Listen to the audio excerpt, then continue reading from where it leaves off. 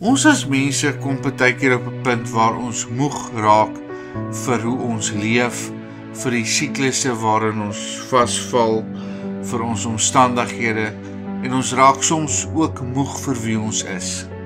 Maar dit is nie 'n teken van mislukking nie.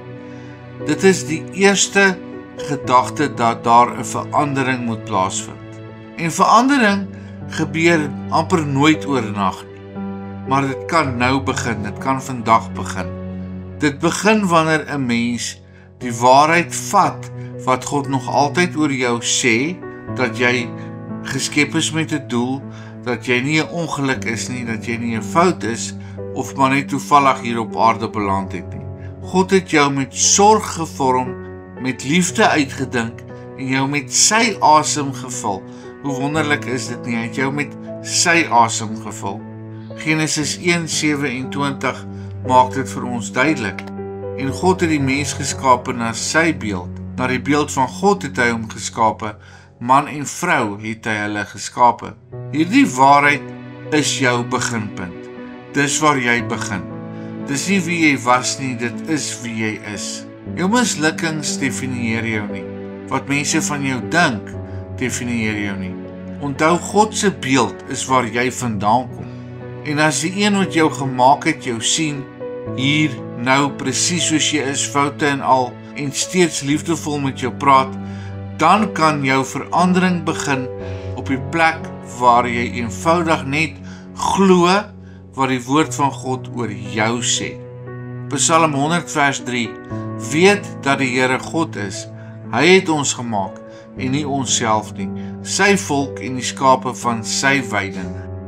Wanneer hierdie waarheid insink, begin iets in ons harte beweeg en selfverwerping word baie sagter.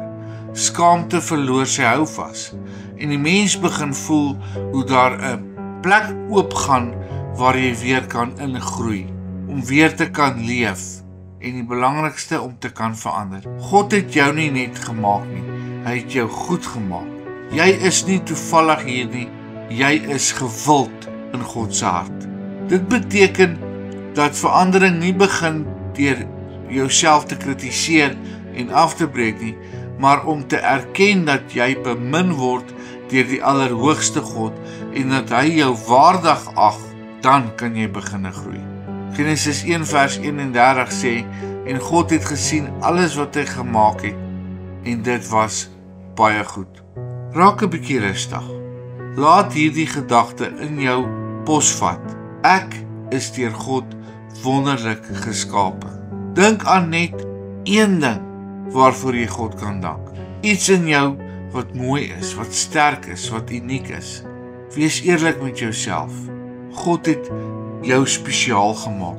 Want dis waar ons verandering begin, waar ons gedagtes oor onsself begin verander, waar ons positief kan begin groei. Wanneer 'n mens ophou glo dat jy 'n mislukking is, as jy ophou glo dat jy maar net 'n las vir ander mense is, en as jy begin glo dat God jou geskep het met 'n doel, dan is jy amper daar. Dan sal jy besef dat jou lewe betekenis dra en dat die pad vorentoe vir jou oop is, dat jy sukses op sukses kan behaal. Nie omdat God jou net gemaak het nie, maar omdat God jou ook geroep het. Daarom is dit nodig dat ons verander hoe ons oor onsself dink en ons begin sien deur God se oë, want dan kan ons 'n positiewe impak op hierdie aarde los. Hemelse Vader, ons sê vir U dankie dat U ons gemaak het met 'n doel. Ons sê vir U dankie, Here, dat ons werklik hier is omdat U ons hier wil hê. Help ons om U te volg en U te glo, dit wat U van ons dink en dit wat U van ons sê. Ons eer en verheerlik en prys U naam. Amen.